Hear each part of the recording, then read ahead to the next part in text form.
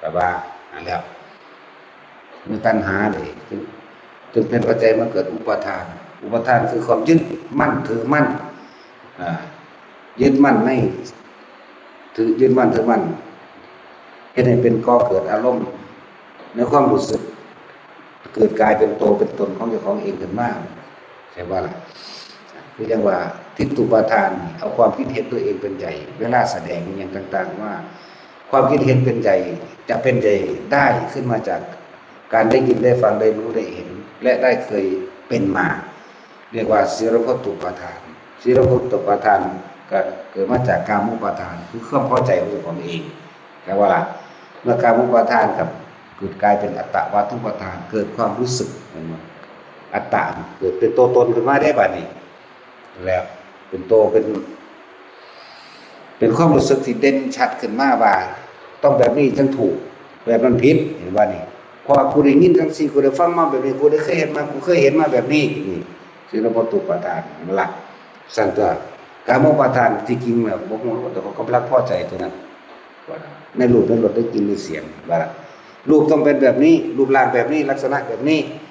รสแบบนี้กลิ่นแบบนี้เสียงแบบนี้จึงจะถูกนั่นบ่ล่ะนั่นแหละตั้งแต่ตัวตนความรู้สึกในกายเจ้าของบ่รู้วืออยู่ถึงพอใจบ่พอใจแสดงทิฏฐิทั้งปากนั่นบ่ล่ะนั่นแหละอุปทานจึงเป็นปัจจัยบังเกิดภพเด้อนั่นปานนี้ภพมี3ภพนะกามภพรูปภพอรูปภพนั่นบ่กามภพมีหยังก็สวรรค์6ชั้นลงมาหาโลกมนุษย์ตลอดทั้งอบายภพเป็นกามภพแบบนี้ส่วนรูปภพเป็นจังไดกับผู้ทรงฌานเจริญฌานหรือเข้าฌานจิตและยินดีอยู่ในฌานบ่ยอมออกแสดงบ่ยอมออกพิจารณาธรรมตามความเป็นจริงก็เลยไปเกิดเป็นภพอรูปภพก็เหมือนกันยินดีความพอใจในที่บ่มีรูปนั่นแหละต้องอธิบายไปก็ได้ดอกอย่าคิดได้ว่าบ่ได้เบิดเด้ภาษาสำนีเนาะอธิบายไปหยังพอกำการไปเลยเนาะแต่ขนาดหมู่ภิกษุสงฆ์แท้ๆมันก็ต้องพอแห้งอยู่จังเถื่อเอาความละเอียดเอาความรู้สึกถอดใส่กันมันได้หมดนั่นแหละการมาพบรูปพบอรูปพบ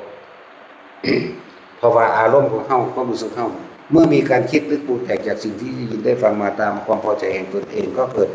ความรู้สึกที่ว่าตัวเองว่าพอใจแต่ว่าไม่รู้สึกตัวเองอย่างเช่นว่าเฮาไปคิดถึงสิ่งใดสิ่งหนึ่งเอาคิดถึงบุคคลใดบุคคลหนึ่งนั่นแหละเอาบุคคลที่เกลียดปรุงแต่งแบบมโนภาพลงไป